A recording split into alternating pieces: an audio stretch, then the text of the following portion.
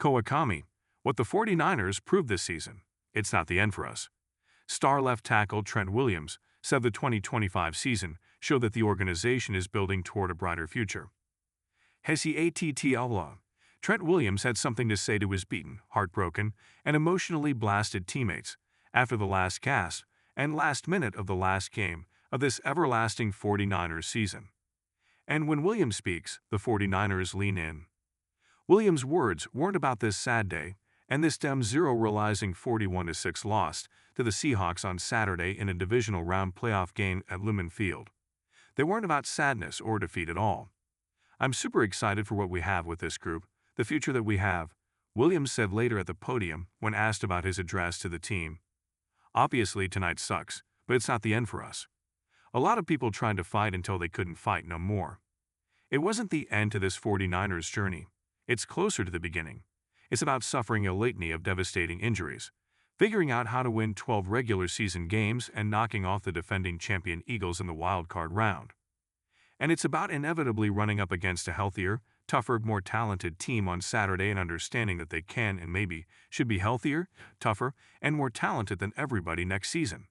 And maybe the season after that too." Which made everything about the 49ers' postgame mood very different than all the other painful playoff losses of this era. Twice in the Super Bowl and twice in the NFC Championship game. Those old moments were unalloyed torment for the 49ers, filled with tears and dead silence. Those really felt like the end of something that might never be regained. But on Saturday, Williams, Kyle Shanahan, and other team leaders made sure that this wasn't about the pain of what could been. It was about the agony of what already happened and was overcome. It wasn't about what the 49ers had lost on this day, but what they'd gained this season. "It was extremely special to me because I've never been part of a program, part of a team that was so behind the eight ball, that just found a way to compete every week," Williams said. "It obviously didn't go the way we wanted it to, but the future is really bright. They lost Nick Bosa early in the season, then Fred Warner, then Michael Williams, then Tatum Bethune. They lost Brock Purdy for 8 games. They lost George Kittle for a month early on, then again in the middle of last week's victory in Philadelphia. That's just the short list of injuries this season.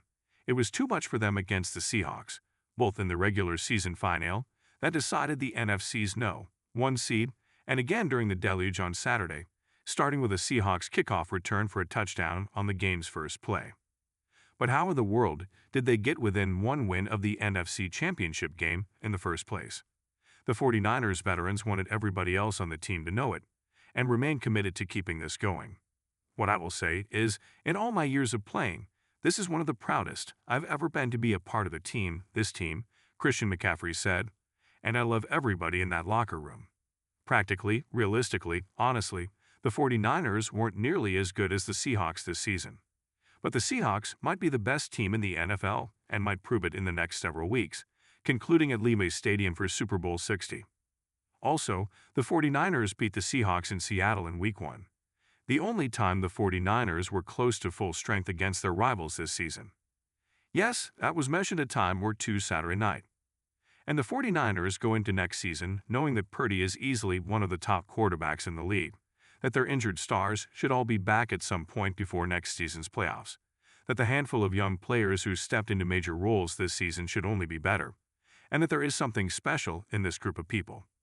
"The character and the heart of this team was unlike anything I've been a part of," Purdy said.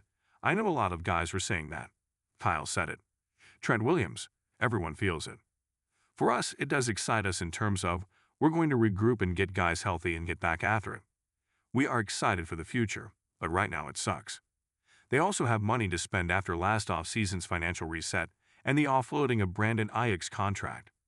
The 49ers have just a few very specific needs that should be addressed directly.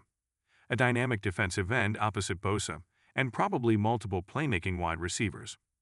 The 49ers had those holes in their roster all season and until Saturday survived it.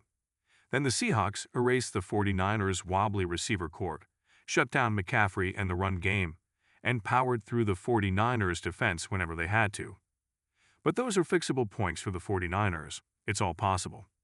Can they win the Super Bowl in February 2027? 100% yeah, Purdy said. "Why do you feel that, Brock?" "I really do believe that we have the right guys, man," Purdy said. Obviously, it didn't end the way we wanted it to.